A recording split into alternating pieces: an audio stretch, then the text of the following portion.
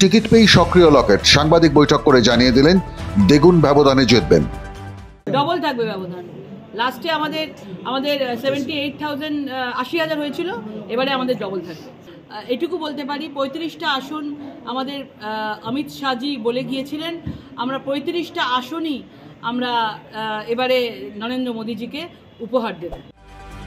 তবে দ্বিতীয়বার মনোনয়নের জন্য প্রধানমন্ত্রী ও বিজেপির কেন্দ্রীয় নেতৃত্বকে ধন্যবাদ জানাতে বলেননি লকেট চট্টোপাধ্যায়। প্রধানমন্ত্রী নরেন্দ্র মোদীজিকে, কেন্দ্রীয় নেতৃত্বকে, রাজ্য নেতৃত্বকে, তারা দ্বিতীয়বারের জন্য আমাকে ভরসা করেছেন। দেশের প্রথম নির্বাচনে এই হুগলি আসন থেকে জিতেছিলেন হিন্দু মহাসভার প্রার্থী নির্মল চন্দ্র চ্যাটার্জি। তারপর প্রথমবার 2019-এর নির্বাচনে এই আসনের দখল নেয় বিজেপি। ফলে দ্বিতীয়বারের জয়ের লক্ষ্যে এখন থেকেই প্রস্তুতি শুরু করে দিয়েছেন সাংসদ লকেট চট্টোপাধ্যায়।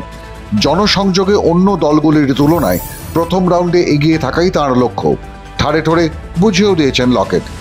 বিজেপির পক্ষে দেওয়াল লিখন চলছিলই, ইস বার 400 পার কিংবা মোদি গ্যারান্টি মানে এই ধরনের কেন্দ্রীয় স্লোগান লেখা হচ্ছিলই দেওয়ালে দেওয়ালে।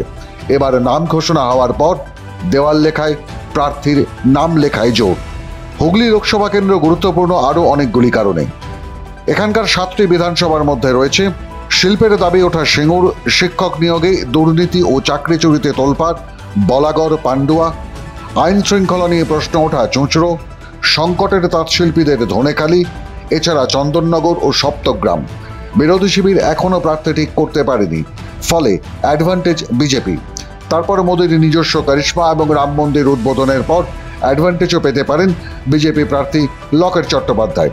গতবারের জয়ে গুরুত্বপূর্ণ ছিল বিজেপির দিকে সমর্থন বৃদ্ধি, পাশাপাশি শাসক তৃণমূলের উল্লেখযোগ্যভাবে ভোট কমা। 18 লক্ষ হুগলিবাসীর আওয়াজ, ভোটারদের আওয়াজ আমি পৌঁছেছিলাম, পার্লামেন্টে পৌঁছে দিয়েছিলাম। আশা করি তাদের আশীর্বাদ নিয়ে আমরা আবারও পৌঁছবো। গত বছরের ফলাফলের দিকে নজর ঘোরালেই বোঝা যাবে তৃণমূল, বাম, কংগ্রেস সকলেরই ভোট কমেছিল, ভোট বেড়েছিল একমাত্র বিজেপির এবং জয়ের ব্যবধান ছিল 79,000। এবার রাজ্যে রাজনৈতিক ডামাডোল, শাসকের দুর্নীতি, মন্ত্রীদের জেলখানায় থাকা আরও 2-1 কদম এগিয়ে রেখেছে বিজেপির প্রার্থী লকেটকে।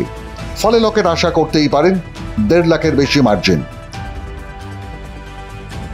মাধ্যম ব্যুরো রিপোর্ট।